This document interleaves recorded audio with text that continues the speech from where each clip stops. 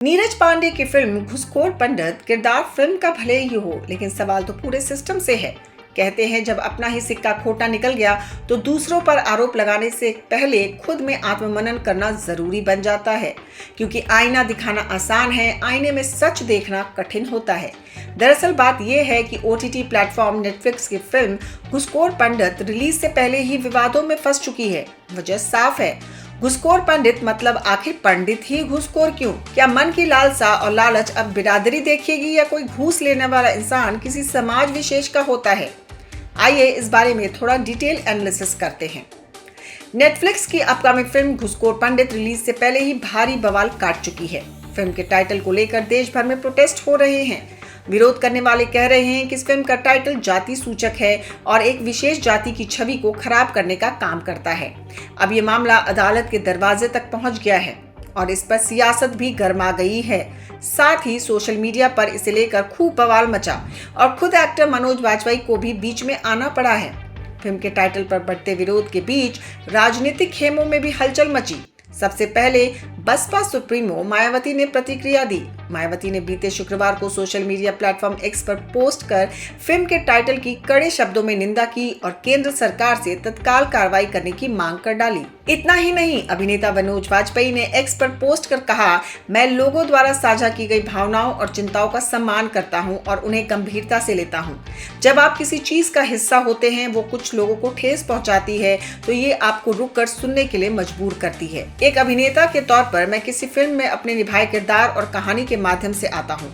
मेरे लिए ये एक दोषपूर्ण व्यक्ति और उसकी आत्म प्राप्ति की यात्रा को दिखाने के बारे में था। इसका मतलब किसी समुदाय के बारे में बयान देना नहीं था। नीरज पांडे के साथ काम करने के मेरे अनुभव में वो अपनी फिल्मों को लेकर किस तरह पेश आते हैं, उसमें लगातार गंभीरता और सावधानी रहती है। फिल्म निर्माताओं ने जनभावनाओं को देखते हुए प्रचार सामग्री हटाने का फैसला किया है। इससे साफ है कि चिंताओं को कितनी गंभीरता से लिया जा रहा है। ये मुद्दा सोशल मीडिया पर भी काफी ट्रेंडिंग रहा। खास तौर पर एक्स पर पोस्ट की तो बाढ़ सी आ गई। एक यूजर ने लिखा, जो सवाल हमने अंजना और चित्रा से पूछे हैं वही बहन जी से भी पूछ रहे हैं। बताइए विरोध किसका करना है? ब्राह्मण राइटर, ब्राह्मण डायरेक्टर, ब्राह्मण प्रोड्यूसर, घुसखोर पंडित बनाने के लिए जिम्मेदार कौन है? तो वहीं एक ने बड़ा रोचक कमेंट करते हुए कहा, घुसखोर पंडित तो आपसी मिली भगत ज्यादा लग रही है, मगर सवाल ये नहीं कि इसको बनाने वाले उसी जाति के लोग हैं। सवाल ये है कि फिल्म बनाने वाले अपने आप को विलेन साबित क्यों करना चाहते हैं।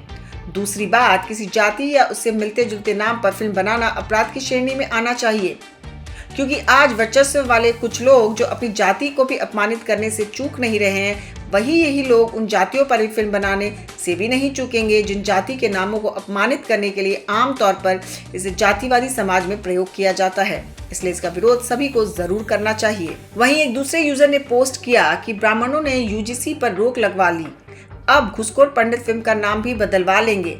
पंडित सब होंगे तुम लोग 90%, लेकिन देश में सिस्टम 3% वालों का ही है। ऐसे ही बहुत से कमेंट्स से सोशल मीडिया पर यह मुद्दा बर्निंग इशू बन गया था और सोचने वाली बात यह भी है कि पूरा टॉपिक एक जाति विशेष पर ही क्यों?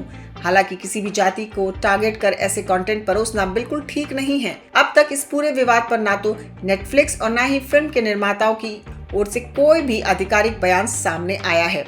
मामला कोर्ट पहुंच चुका है और सबकी निगाहें कोर्ट और केंद्र सरकार के अगले कदम पर टिकी हुई हैं। वैसे आप इस बारे में क्या सोचते हैं?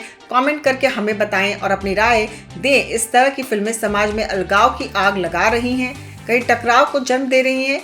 क्या विचार है? आप बताइए जरूर।